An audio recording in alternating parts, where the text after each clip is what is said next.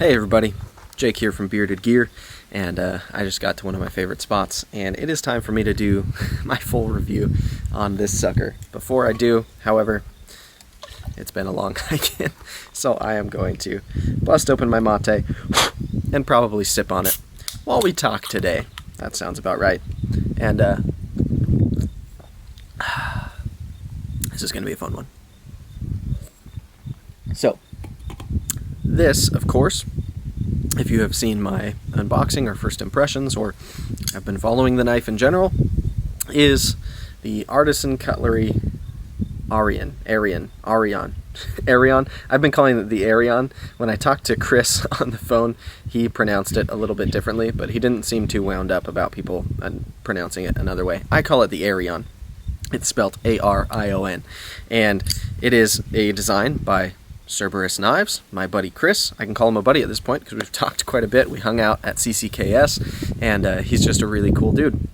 And he was willing to let me check this out as one of the prototypes of the knife, which is exciting for me. I'm not going to lie, one of the coolest parts for me about reviewing knives is that I get to check out prototypes. That's a wild thing that not a lot of people get to unless they know the maker or something.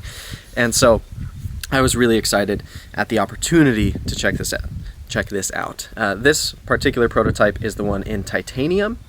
So of course it's a titanium show scale, titanium frame lock on the lock side, and he had two prototypes that he was sending around to a couple of people. The other one you may have seen has a micarta show scale. I'm not sure at this point if Artisan is going to be offering right off the bat with a micarta show scale or carbon or anything else. I'm not sure what they'll be doing, but when I talked to Chris about the knives, he mentioned that obviously if you are familiar with Cerberus, he not only has designed this knife, but he has a successful, at this point, aftermarket scale business for Spyderco's. And so he has the capability to make scales, and he very much intends to make scales for his own knife once it's in production by Artisan. Well, it's already in production, but once it's available and at market. So there will be a lot of scale options from Cerberus. I guess that's what I'm trying to get at. Also, after doing my first impressions on this knife and talking to him, and also Artisan commented on the first video, which was really cool of them, I learned a couple of things about some edits that will be made to the full version of the knife. I'm going to list those here to make sure I don't forget any of them. So there they are.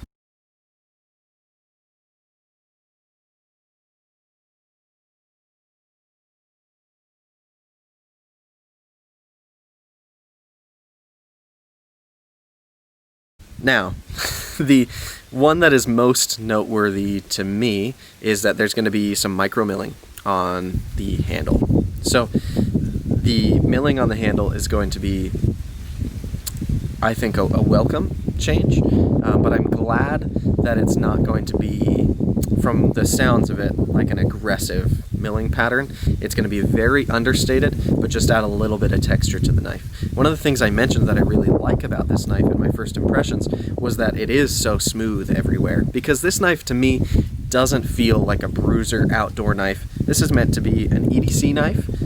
That's definitely a tool and usable, but just the profile of it and the shaping of the knife, the way it looks, I feel like I'd like it to stay pretty smooth and kind of refined, if you will. So that milling will definitely add a little bit of texture, which I think is not a bad thing. This knife is fairly slick, this prototype that I'm holding, so I think that'll be good.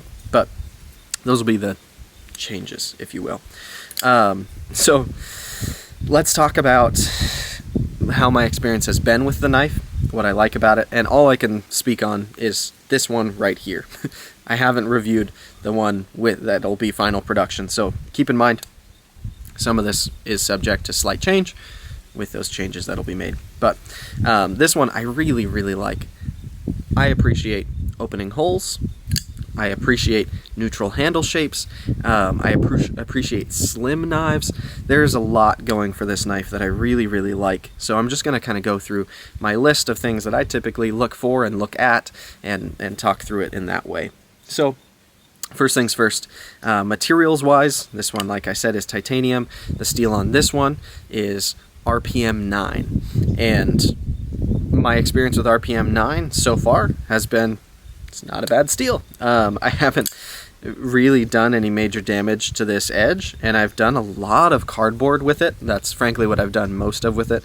I've done a couple of zip ties. I had no tip damage, and I haven't had any really edge rolls or chips or anything like that, and I've used this knife a fair bit. What made me really comfortable in doing that, frankly, is that Chris, when he got this knife, tested it thoroughly himself, partially because Artisan wanted his feedback on how the steel did.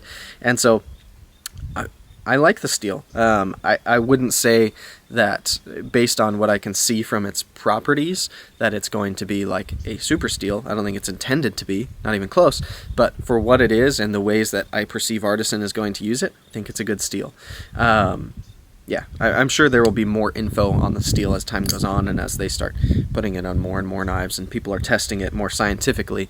But I carried this knife, I think, if my count is right, I've had it in pocket 6 times for at least a half a day at a time, but probably 3 or 4 of those were full days where this was the primary in my pocket, and I made points each time that I carried it to pull it out and do cutting tasks with it. Some of the time because I had cutting tasks that just needed to be done, and other times because I was a hammer in search of a nail and was finding things that I was able to cut just to test it a little bit. And yeah, the steel itself did quite well. So I feel like I've already gone off of my own track. Let's start with Ergos. I say start now that I'm this far into the video. Ergos on this knife, in my opinion, are quite good. I like neutral handle shapes a lot of the time. It gets a little risky when you start making handles that aren't very neutral because different people have very different hands. And so when you start designing a knife for a certain hand shape and type, you immediately exclude a lot of other people.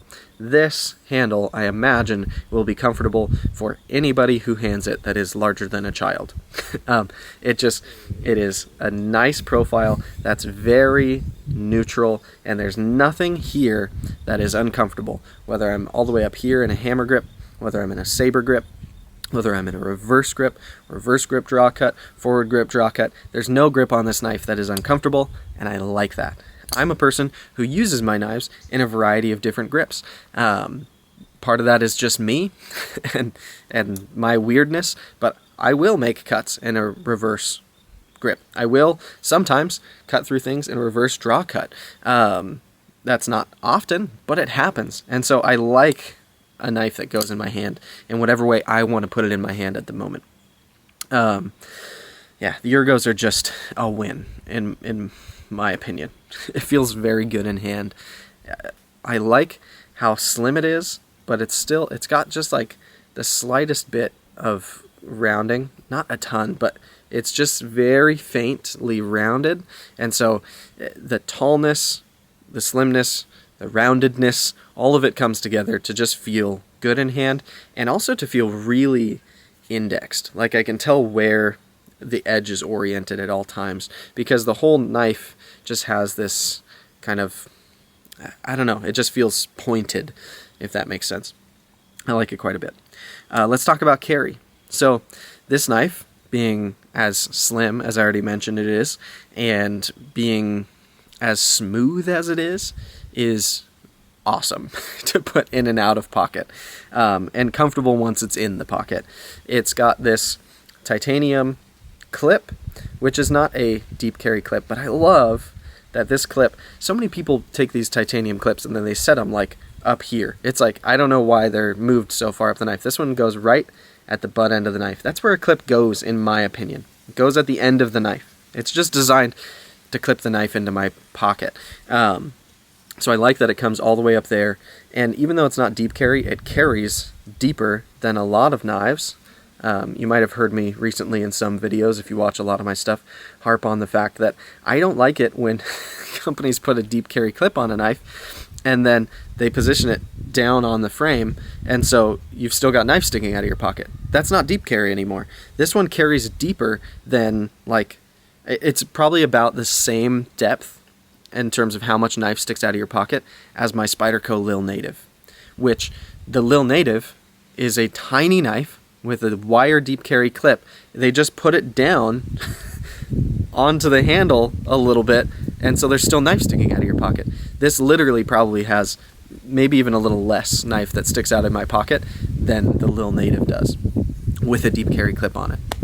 Anyways, if you're gonna do a titanium milled clip like this, it looks good, and this is the way to position it. I like that quite a bit. Would I prefer it if it was a deep carry clip that actually no knife stuck out of my pocket? Yes, that's my preference. But this is very, very good for a titanium milled pocket clip, and it looks good. This looks better than a deep carry clip ever will.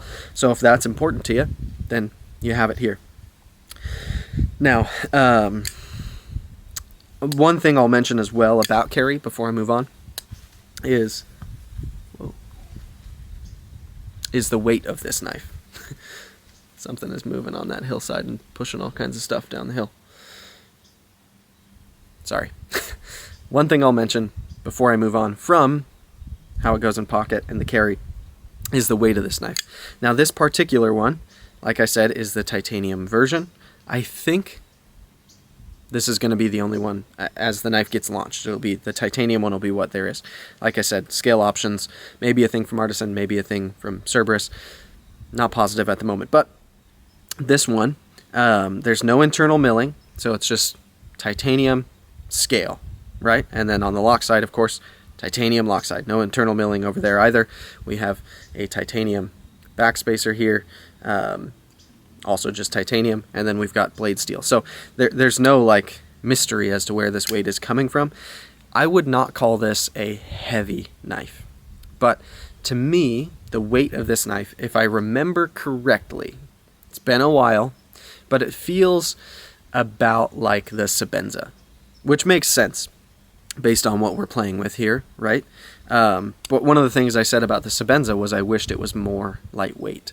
One of the things I said in my first impressions of this is if there was a different scale material that brought the weight down and still felt as good, I might go with that because it would bring it down a little bit.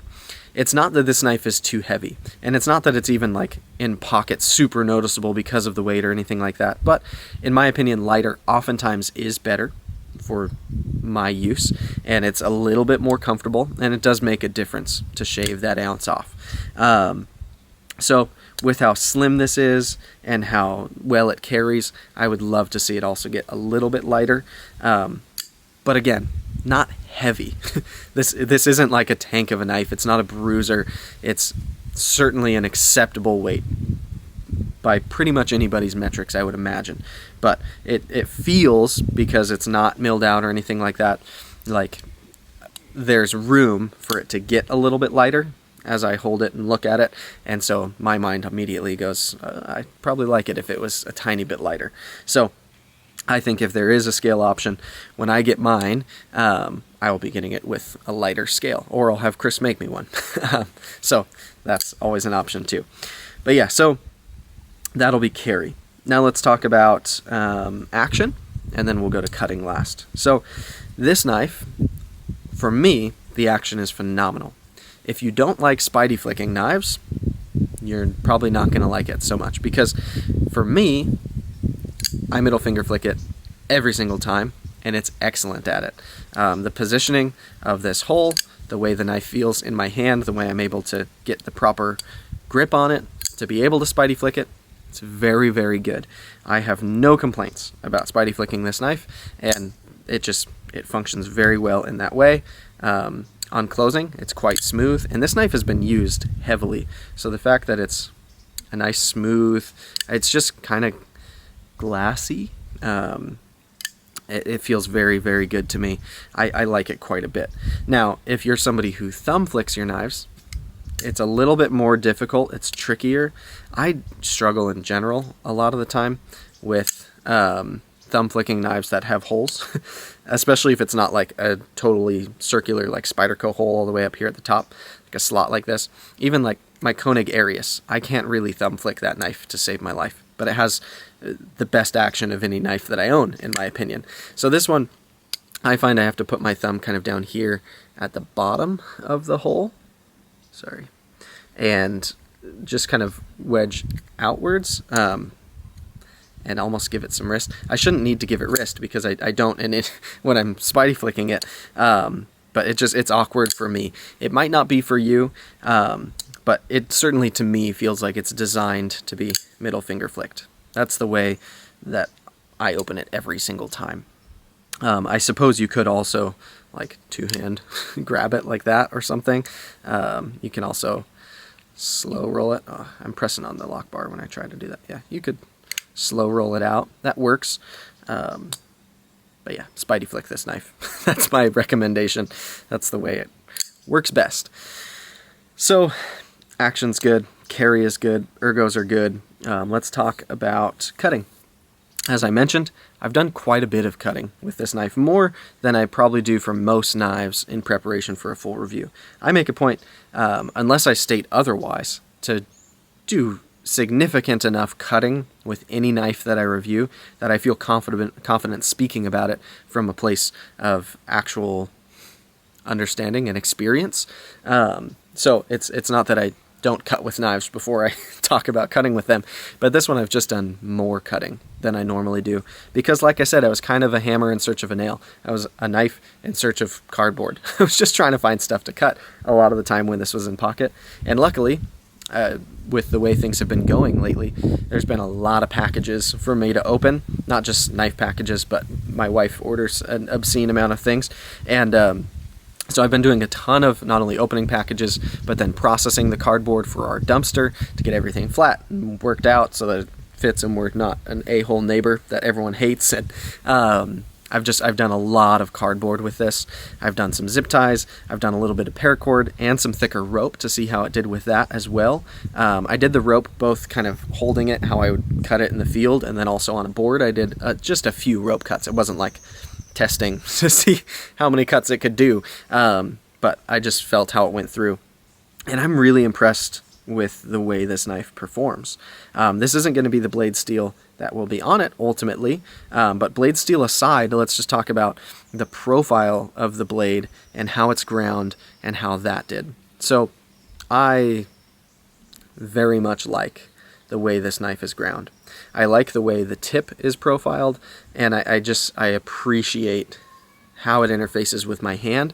So it's a flat grind, I think. I don't think this is hollow, is it? Yeah, it's a flat grind. It's a flat grind that goes up, I don't know, what would you call that, 70% of the blade, and it gets nice and thin behind the edge. This blade stock is not overly thick to begin with, which is a good choice. I'm glad they didn't just go with a stupid thick blade stock for no reason. So thin blade stock that's ground well and comes down to an awesome thin edge, especially right down here where I do most of my cutting. It's just very thin. Out to the tip, it thickens up a little bit, but not much. We still get a nice, precise tip. Tips are kind of a delicate balance. I've been on a kick lately of precise tips. I like the ability to be able to get into nooks and crannies for cutting because I'm opening Barbies and stuff. That's the type of cutting I do a lot of the time. But yeah, this one, the tip is excellent for that type of stuff, but it's not overly dainty either. You have to be careful because there is such a thing as too precise of a tip where you put it into a zip tie and snap the tip off. I don't want that to happen, but I do want to be able to get it into tight places. So I'm sure there's plenty of innuendos in there for those of you who are looking for them. Yeah, the blade is just, it's very good. The edge that's on it, I think Chris sharpened this, to be fair, based on the amount of use he put it through before it came to me. But the edge that's on it is good. It's done well. Like I said, I've had no deformations of the edge from any of the cutting that I've done. And I've put it through a couple of like pretty thick zip ties that worried me that I was going to see a roll or a chip or anything like that. And I haven't, so that's good. Yeah, I really like this knife. There's so much about it that feels just well designed for me. I'm impressed that this is Chris's first design that's coming to market. I imagine it's probably not the first knife he ever drew on a sheet of paper or put together on a computer in a working model. But the fact that this is the first one that is available to purchase, that is his kind of brainchild, is really cool to me. And it's also impressed me. Artisan knives, I've just seen kind of an upward mobility from them. That's not the right term. An uptick in their favor. I don't know. When I first started collecting knives, Artisan didn't really seem to be much of anybody. The only places where I really saw their knives, I think, were on Amazon, and I don't generally recommend doing a lot of knife shopping on Amazon. I prefer to support other companies. That's a different conversation. But don't get me wrong, I buy a lot of stuff from Amazon, but knives in particular, it's just not what I go to Amazon for. So yeah, I mostly saw them on Amazon, and then I think like Blade HQ probably had them and stuff, but over time I've just seen more and more people starting to carry them. I've seen more and more designers start working with them, either to have them build their knives or to, like this, have Artisan make the knife and have it be a Cerberus design. So this will be an Artisan model, but it's a Cerberus design. And so yeah, I've seen, I think Gavco just did something with them, and there's more and more designers working with Artisan, and that's a good sign that their quality is up to these designers and makers standards, that they're willing to have their production knives made by them. And I haven't owned many of them or even experienced many, and I've only owned one CJRB, and I don't know, I feel like I'm going to start giving them more chances when I see knives of theirs that are intriguing to me, because this is really well made. This is a good knife, and the tolerances are nice. Even after all the abuse it's been through, the lockup is very solid. There's no side to side, no front to back, and the action is nice. It's not like it's locked up real solid, but the action is stiff. It's a good action with good lockup. The centering is dead on, even after all this knife has been through. It's got some scuffs and scratches on it from hard use, but structurally this knife is in excellent shape right now, and that's a good thing to me to see after all that I know this knife has been through, both from me and the people who carried it before I did. So I really like this knife. When it comes out, I'll absolutely be getting one, and like I said, I may be playing with some scale options through Chris or something. We'll probably cook up something fun, and I'll do some kind of fun build on mine, and maybe do some customizations on it or something. But this is a really well-made knife in a great design that I like and that I have no problem recommending. And that's not just because Chris has become a friend. I'm sure there's an inherent thing as a viewer where you worry that I'm recommending this knife because he's a buddy. But one of the first things I said to Chris when I agreed to take this knife was that I would only agree to take it and review it if he was okay with me not being nice about it if I didn't like the knife. And I say that to anybody who is willing to loan me something, especially if they're the maker or the designer of the product. And he was very cool about it and welcomed it. He said he'd appreciate the feedback if there were negative things that I had to say about it. And so he and I have a relationship at this point where it's fine for me to be honest about the shortcomings of certain things, and also to be honest about where things are really good. And this is a case where I think this is really, really good, and I like it. And I don't think he gives himself enough credit either, because he's pretty humble about this project, and I think this is going to be a really, really good knife. So there you have it. This is the Artisan Arion. That's what I'm going with. It is designed by Cerberus Knives, and this is of course the prototype, so there will be some changes, as mentioned earlier in the video, to the full production version, which is coming very soon. And I'll link to Cerberus Knives down below so you can check him out. And yeah, thanks for watching, guys. I'll see you on the next one.